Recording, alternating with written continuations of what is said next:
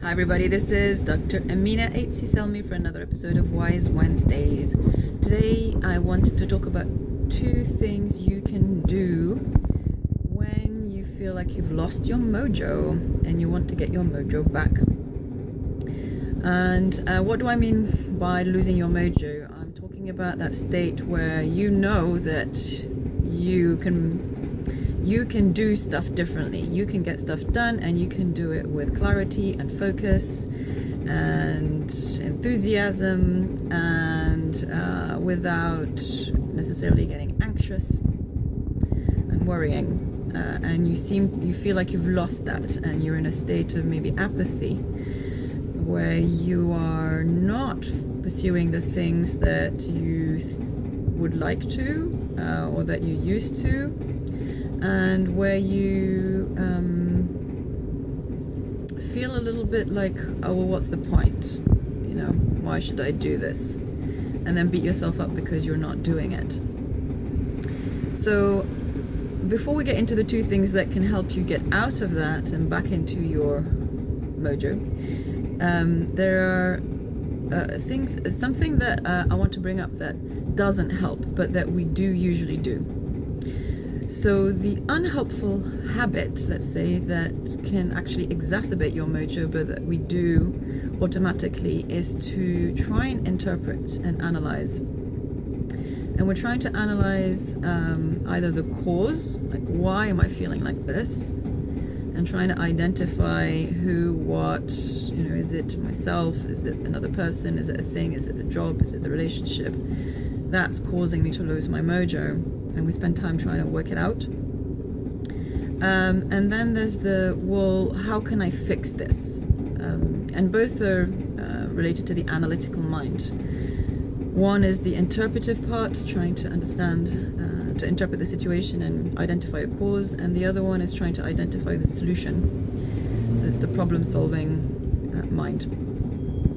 And, there's a place for that kind of thinking. However, if you're stuck in a loop, then it's probably not the right direction to go in, and you need to break that pattern. You need to get out of the analytical mind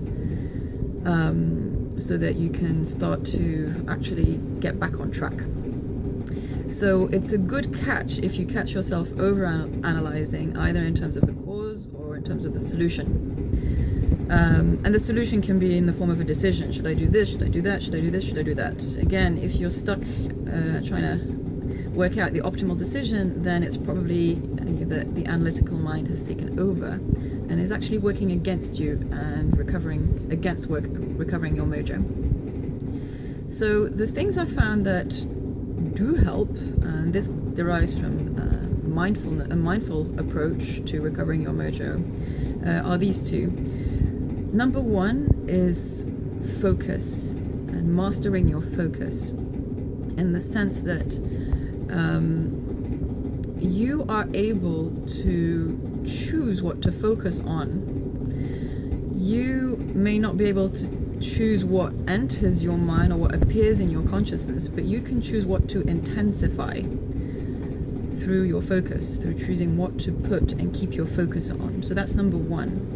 Mastering your focus so that you're focusing on ultimately the right thing. And number two is the ability to relax. So the analytical mind kicks in because it thinks there's something wrong, and it's trying to constantly sort of find the cause and find the solution.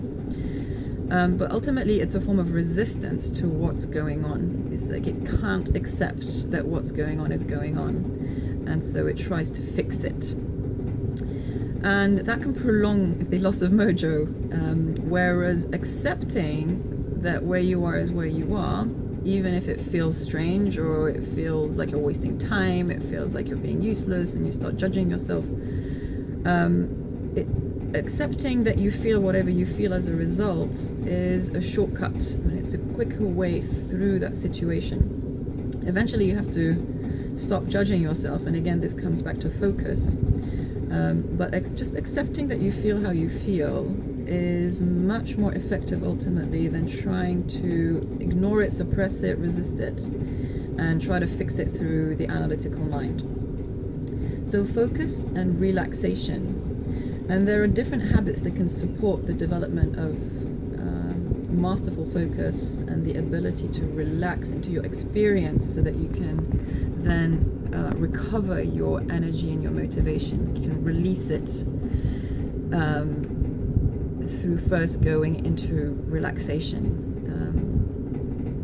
So I talk about this more in the blog. That includes a few things that a few habits you can develop to support masterful focus and the ability to relax. And those two things, with the habits that you put in place, can help you to ultimately get back to that amazing place of flow and motivation and kind of joyfulness in your endeavors. So I hope that's helpful. I'd love to hear any comments or questions that you may have. In the meantime, I wish you a fantastic week, whatever you're up to, and I will see you soon. Bye-bye.